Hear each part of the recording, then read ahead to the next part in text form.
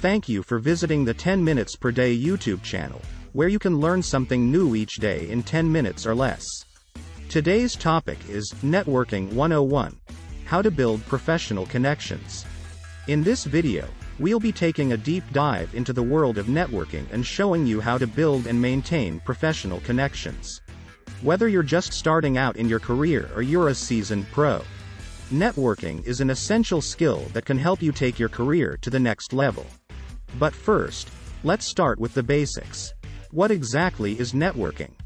Simply put, networking is the process of building and maintaining professional relationships with people in your industry.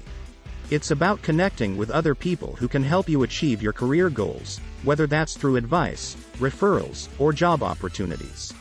Now, you may be thinking, but wait, I hate networking events. They're so uncomfortable, and I don't know what to say to people. Don't worry, you're not alone. Networking can be intimidating, but it doesn't have to be. First of all, let's talk about where to find networking events. You can start by searching online for events in your industry or area. And don't forget about old-fashioned methods like looking in the newspaper or checking with your local chamber of commerce. But what if you're not a fan of formal networking events with big crowds? No problem. Networking doesn't have to happen at a fancy conference or mixer. You can network on the fly, wherever you are. For example, you can strike up a conversation with someone sitting next to you on a plane or in a coffee shop. The key is to be open to opportunities and to put yourself out there. Now, let's talk about how to network effectively once you're at an event or talking to someone on the fly. One of the most important things is to build confidence when talking to strangers. One tip is to make sure that you practice your introduction ahead of time. Having a go-to introduction will help you feel more prepared and confident when you're networking. And, of course, make sure to have plenty of your business cards on you. Depending on the type of business you are in, or your personal preference, it might be good to include your headshot on your business card. If you've ever gone through a stack of business cards that you brought home from a networking event a week ago, you may know why. Let's say you spoke to 5 different vendors for the same product or service. But now you don't remember which name was the one you spoke to about a particular topic. But if you're like me, and you remember faces easier than names, having their photo on the card would have helped. Another tip to help remember specific topics you have discussed is to immediately write a short note on the back of their business card for easier recall later. Whenever I am at a formal networking event, and I get a business card from someone, I'll ask them a few specific questions about themselves.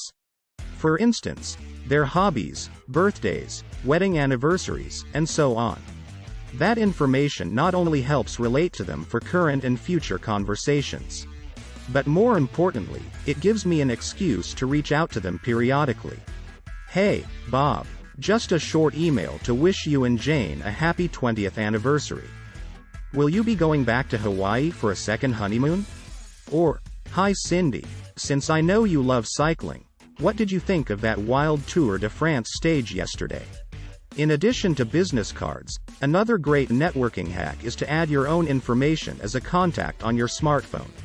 Include everything you'd want a business contact to know about you, such as your name, email, phone number, address, and the name of your company.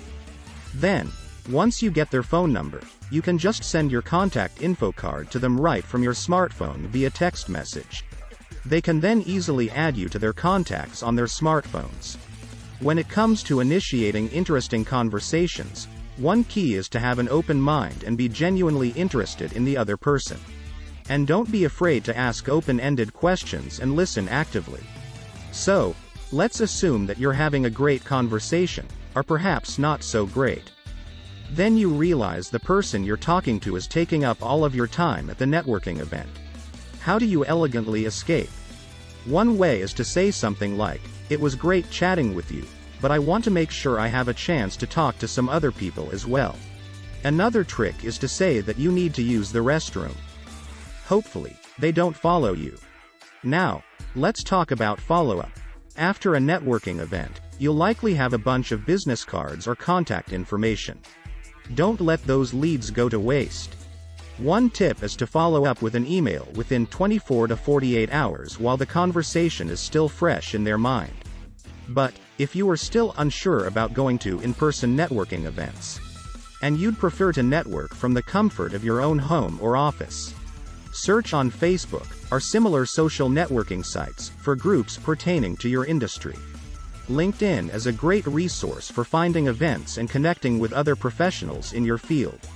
In summary, building and maintaining professional connections is an essential skill that can help you achieve your career goals. Don't be intimidated by networking events or uncomfortable talking to strangers. By understanding the basics, putting yourself out there, and following up with connections, you can build a strong network of professional connections that will serve you well throughout your career. And, if you found this information helpful, please be sure to like and subscribe so that you never miss a video. Thank you for visiting the 10 Minutes Per Day YouTube channel, where you can learn something new each day in 10 minutes or less.